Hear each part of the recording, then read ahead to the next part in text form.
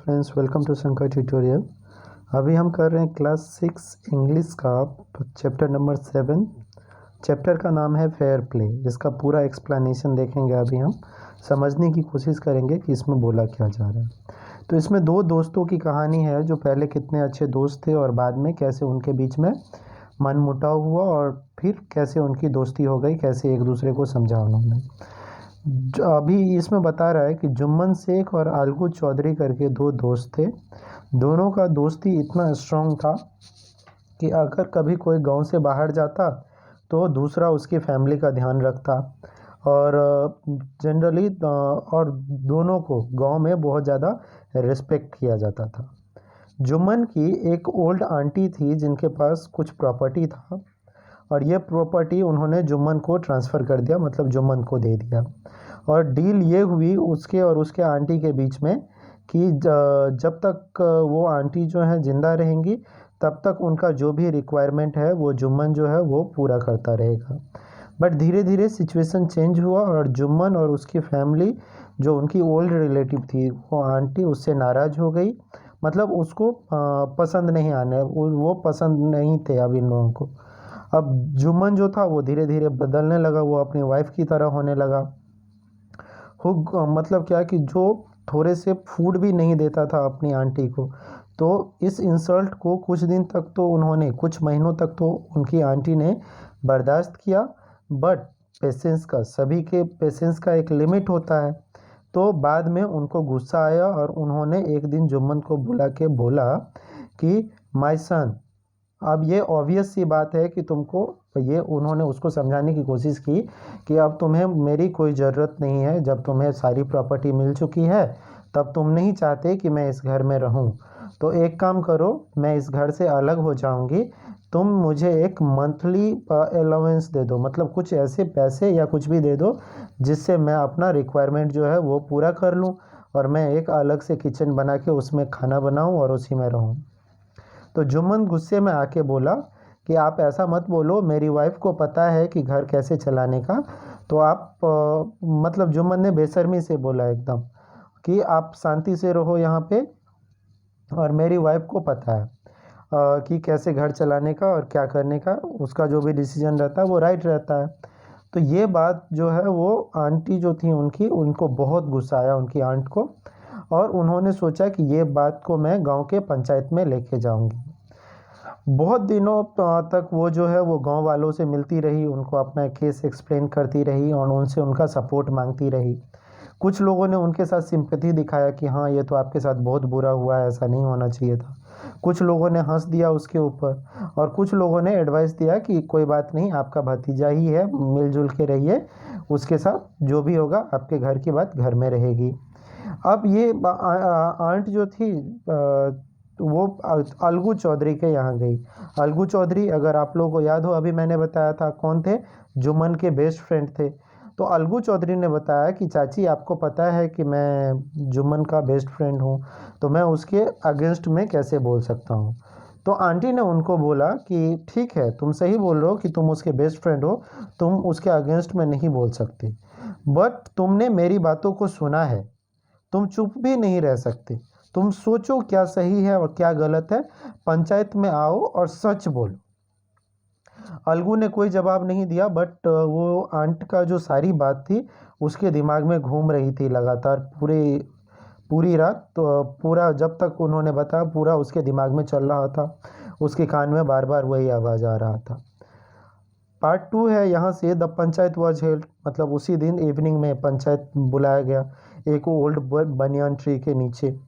जुम्मन खड़ा हुआ और उसने बोला कि पंच जो है, पंच का जो बात होगा, पंच जो भी बोलेंगे उसको मैं भगवान का बात मानूंगा और मैं अपने आंट को किसी को भी आदमी को पंच नॉमिनेट करने के लिए बोलता हूँ, और वो जिसको भी नॉमिनेट करेंगी, नॉमिनेट करना मतलब क्या कि जिसको भी वो पंच मानेंगी उसको मैं भी मानूंगा। द पंच, अभी उनकी आंटी ने बोला कि पंच जो है वो किसी को अपना दोस्त या दुश्मन नहीं समझता, मैं अलगू चौधरी को पंच बनाती हूँ। उस ओल्ड लेडी ने ये चीज़ अनाउंस कर दिया। फाइन। अभी जुम्मन तो बहुत खुश हो गया अपना खुशी को छुपाते हुए। उसने सोचा कि अरे यार ये तो अच्छा हो गया, मेरे फेवर की बात हो गई ये चीज़। Chachi you are aware of my friendship with Jumman said Algu. अभी अलगू जिसको चाची ने नॉमिनेट किया था एज अ पंच, उसने बोला कि चाची आपको तो पता है कि मेरी दोस्ती है जुम्मन के साथ। तो चाची ने बोला कि हाँ मुझे पता है, बट मुझे ये भी पता है कि तुम अपने फ्रेंडशिप को अभी साइड में रखोगे और पंच के दिल में भगवान का वास होता है और तुम जो भी बोलोगे वो भगवान का आवाज़ होगा। और वो अपना केस उसके बाद इतना बोलने के बाद वो जो उनका केस था, वो जितने भी लोग वहाँ पे जमा थे सबके सामने उन्होंने अपना केस जो है वो एक्सप्लेन किया। जुम्मन बोला अलगू से कि you and I are old friends, your aunt is a dear to me. उसने बोला कि तुम और मैं जो है वो बहुत अच्छे दोस्त हैं, पुराने दोस्त हैं, और तुम्हारी आंट जो है वो भी बहुत प्यार करती हैं मुझे, मैं भी उनसे बहुत प्यार करता हूँ। बट इस टाइम पे सब कुछ अलग है और मैं एक पंच हूँ। तो तुम और तुम्हारी आंट जो है वो दोनों मेरे लिए बराबर हैं, कोई कम नहीं कोई ज़्यादा नहीं। What we you have to say in your defence, मतलब तुम कुछ अपने डिफेंस में बोलना, अपने बचाव में बोलना चाहते हो। 3 years एगो जुम्मन बोलना चालू किया कि उन्होंने मेरी आंट जो है उन्होंने अपना प्रॉपर्टी ट्रांसफ़र किया था मेरे नाम पे, और मैंने उनको प्रॉमिस किया था कि जब तक वो ज़िंदा रहेंगी तब तक उनकी जो भी ज़रूरत है वो पूरा करता रहूँगा। They have been couple of quarrels between my wife and her, but I can't stop it. अभी उसने बोला कि कुछ बातें होती रहती है मेरी वाइफ और मेरी आंट के बीच में, बट मैं इन सब चीज़ों को रोक नहीं सकता। और मैं अब मेरी आंट जो है वो क्लेम कर रही है मंथली अलाउंस फ्रॉम मी, जो कि पॉसिबल नहीं है। यही मुझे बोलना था और जो मैंने बोल दिया। जुम्मन का जो केस था उसको क्रॉस एग्जामिन किया गया, हर एक एंगल से चेक किया गया। अलगू और दूसरे लोगों ने उसको क्रॉस एग्जामिन किया और उसके बाद अलगू ने अनाउंस किया कि इस मैटर को हम लोगों ने ध्यान से देखा है, समझने की कोशिश की है, और हम लोगों ने जितना समझा है हमारे ओपिनियन से जुम्मन तुम्हें आंटी को मंथली अलाउंस देना चाहिए या फिर उनका जो प्रॉपर्टी है वो तुम उनको रिटर्न कर दो। ये पंच का फैसला है। अभी इस फैसले के बाद, पंच का फैसला तो सबको मानना ही था, तो इस फैसले के बाद क्या हुआ कि दोनों फ्रेंड जो है वो रेयरली, मतलब क्या कि कभी कभी ही किसी को देखते थे या कभी नहीं देखते थे। उनका जो फ्रेंडशिप था वो कम्प्लीटली टूट चुका था, उनकी दोस्ती टूट चुकी थी और ये दोनों एक दूसरे के दुश्मन बन गए थे। और जुम्मन जो है वो हमेशा अलगू से बदला लेने का कोशिश में लगा रहता था।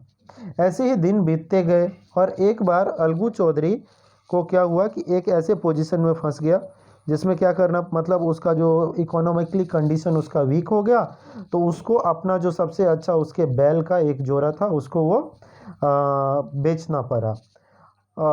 एंड ही सोल्ड द एक बुलक, मतलब एक बैल जो था उसका डेथ हो गया और दूसरा बैल जो था उसने क्या किया, उसने बेच दिया। एक आदमी था उसी के गांव में समझू साहू करके, उसको बेच दिया उसने वो बैल। A car driver of the village, समझू साहू जो था वो एक कार्ट चलाता था, मतलब समझ लीजिए कि बैलगाड़ी चलाता था। अंडरस्टैंडिंग ऐसी थी कि कुछ दिन के बाद, 1 महीने के बाद, बुल्लक लेने के 1 महीने के बाद पैसा जो है साहू रिटर्न कर देगा, बट ऐसा हुआ नहीं। कुछ मतलब बुल्लक died within a month. It's so happen, मतलब क्या हुआ कि जो बैल अलगू ने बेचा था, अलगू चौधरी ने समझू साहू को, वो 1 महीने के अंदर मर गया। बहुत सारे महीने ऐसे ही करके बीत गए बुल्लक का डेथ का, बट अलगू जो है रिमाइंडेड, अभी अलगू ने साहू को याद दिलाया कि भैया तुम मुझे पैसा देने वाले थे, अभी तक तुमने मुझे एक भी पैसा नहीं दिया। अभी साहू को इस बार ये बात सुन के बहुत गुस्सा आया और उसने बोला कि मैं तुम्हें एक भी फूटी कौड़ी नहीं दूंगा। क्यों? क्योंकि तुमने मुझे गलत सामान बेचा। वो जो बैल था वो मारने के लायक था, तुमने मुझे बीमार बैल बेच दिया। और ही ब्रॉट अस नथिंग, मतलब उसने बोला कि वो जो बैल तुमने मुझे बेचा उससे हमें कुछ मिला नहीं, उल्टा हमारा उसमें और बहुत कुछ खर्चा हो गया। I have a bullock you, अभी उसने बोला साहू ने कि मेरे पास एक बैल है जो तुम 1 महीने के लिए यूज करो और मुझे रिटर्न कर दो, और तुम्हें मरे हुए बैल के लिए कुछ भी पैसा नहीं मिलेगा। ये वो गुस्सा करते हुए बोला। अलगू ने अब सोचा कि अभी क्या करे, तो अलगू ने सोचा कि ये केस जो है ये मैं पंचायत में ले जाऊंगा। कुछ ही महीनों के अंदर दूसरी बार गांव की पंचायत बुलाई गई, प्रिपरेशन होने लगा पंचायत बुलाने का। दोनों पार्टी जो थी वो लोगों से मिलके अपना अपना प्रॉब्लम बता रहे थे और अपने फेवर में लोगों का सपोर्ट मांग रहे थे। पंचायत बुलाया गया उसी ओल्ड बनियान ट्री के नीचे, और पंच जो फिर से वही बोला गया कि पंच का जो आवाज़ है, पंच जो बोलेंगे वो भगवान का बोला हुआ होता है। इसलिए मैं साहू को बोलता हूँ कि वो किसी को, अलगू चौधरी ने बोला कि मैं साहू को बोलता हूँ कि वो जिसको भी चुनना चाहता है उसको ये पंच चुन ले, और जिसको भी वो पंच चुनेगा मैं उसका डिसीजन मानूंगा। तो साहू ने सोचा कि ये तो मुझे बहुत अच्छा टाइम मिल गया, मैं क्या कर उसने क्या किया कि जुम्मन को पंच बना दिया। अलगूज हर्ट सैंक। अब अलगू को लगा कि यार जुम्मन तो ऑलरेडी मुझसे नाराज़ है, तो वो तो मेरे फेवर में कोई भी फैसला सुना, मेरे पक्ष में कोई भी फैसला नहीं सुनाएगा। तो लेकिन अब वो इसके पहले बोल चुका था कि साहू जिसको भी पंच बोलेगा उसको मैं भी मानूंगा, तो अब उसके पास तो कुछ बचा नहीं, वो क्या करता, उसको उसकी बात माननी पड़ी। अभी जुम्मन ने, जब जुम्मन के ऊपर ये पंच का भार आया कि वो पंच बनेगा, तब उसको अपनी रिस्पॉन्सिबिलिटी मतलब अपनी जिम्मेदारी समझ में आई कि एज अ जज, जब आप जज बनते हो तब आप किसी के फेवर में या अपने गुस्से के लिए या आपको बदला लेना है इसके लिए काम नहीं कर सकते। उसने सोचा कि no he must not allow his personal, मतलब उसने बोला कि उसकी पर्सनल फीलिंग जो है वो अलग है और जज का काम जो है वो अलग है, तो ये उन दोनों चीज़ों को अलग अलग रखेगा और उसके हिसाब से काम करेगा और जो सच होगा वही फैसला देगा। सभी लोगों ने अलगू चौधरी और समझू साहू जो था, दोनों लोगों ने अपना अपना जो केस था वो एक्सप्लेन किया पंचायत के सामने। अभी उन दोनों की बातों को क्रॉस एग्जामिन किया गया और बाद में बहुत डीपली देखा गया उस केस को। उसके बाद जुम्मन जो है वो खड़ा हुआ और उसने अनाउंस किया कि पंचायत के हिसाब से साहू को अलगू का पैसा देना चाहिए। क्यों? क्योंकि जब साहू ने अलगू से बैल खरीदा था तब उसको कोई प्रॉब्लम नहीं था, उसको कोई बीमारी नहीं थी, और ये डेथ जो हुआ बैल का वो अनफॉर्चुनेट था। मतलब क्या कि ये गलत था, नहीं होना चाहिए था, बट ये नसीब का खेल आप समझ सकते हो। बट इसके लिए आप अलगू को रीजन नहीं बना सकते, अलगू को दोष नहीं दे सकते, वो बैल का डेथ हो गया इसके लिए। Algu could not contain his, मतलब अलगू जो था वो समझ ही नहीं पा रहा था, वो इतना खुश हो गया और वो खड़ा हुआ और ज़ोर ज़ोर से बोला कि विक्ट्री टू द पंचायत, मतलब क्या कि ये पंचायत की जीत है, ये न्याय है और भगवान की आवाज़ सही में पंच के आवाज़ में रहती है। Soon after Juman came to Algu, embraced him and said, since the last panchayat, अभी उसके बाद जब पंचायत ख़त्म हुई उसके बाद अलगू जो है वो जुम्मन के पास आया, जुम्मन अलगू के पास आया और उसने बोला कि लास्ट पंचायत के बाद से हम दोनों एक दूसरे के दुश्मन बन गए थे, बट अभी मुझे रियलाइज हुआ है कि पंच की रिस्पॉन्सिबिलिटी जो होती है वो कम्प्लीटली डिफरेंट होती है। पंच का ना तो कोई दोस्त होता है ना कोई दुश्मन होता है, उसका सिर्फ एक काम रहता है, वो है जस्टिस करना। Let no one deviate from the path of justice, मतलब किसी को भी न्याय से, जस्टिस का मतलब न्याय, जस्टिस से दूर नहीं रखना चाहिए। और फ्रेंडशिप और आपका इनमिटी जो है, दुश्मनी या दोस्ती जो है वो पंच के टाइम पे अलग होना चाहिए। अलगू इम्प्रेस्ड हिज फ्रेंड, मतलब अलगू को ये बात सुन के बहुत अच्छा लगा उसके दोस्त का, और वो रो पड़ा और उनके जो आंसू थे, and his tears washed away the dirt of misunderstanding, मतलब उनके बीच में जो भी मिसअंडरस्टैंडिंग था, मतलब गलत फहमी था, वो सब कुछ दूर हो गया और वो दोनों फिर से एक अच्छे दोस्त बन गए। इस स्टोरी को लिखा था मुंशी प्रेमचंद ने, जो हिंदी के सबसे बड़े राइटर हैं। किसी को समझने में कोई भी प्रॉब्लम हुआ हो तो let me know in the comment box, और सबसे बेस्ट पार्ट आपको इसमें क्या लगा वो भी मुझे कमेंट बॉक्स में बताइए। Thank you so much for watching guys, please subscribe the channel.